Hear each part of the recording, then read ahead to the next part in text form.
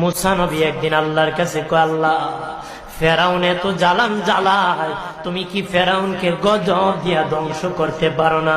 আমার আল্লাহ কয়, মুসা আমি ফেরাউনকে 4টা কারণে গজব দেই না। কয় কারণে?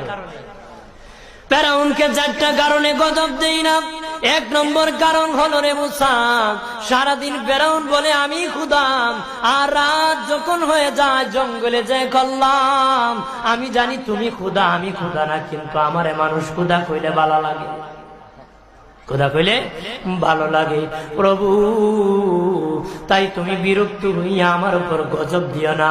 আল্লাহ বলে, মুসা রে, ওই ফেরাউনে রাত্রির দুয়ার কারণে আমি আল্লাহ তার উপর গজব দেই না। 2 নম্বর কারণ হলো, আরে মুসা তোমার মুখে দাড়ি, ফেরাউনের মুখে দাড়ি, তোমার পরনে জুব্বা,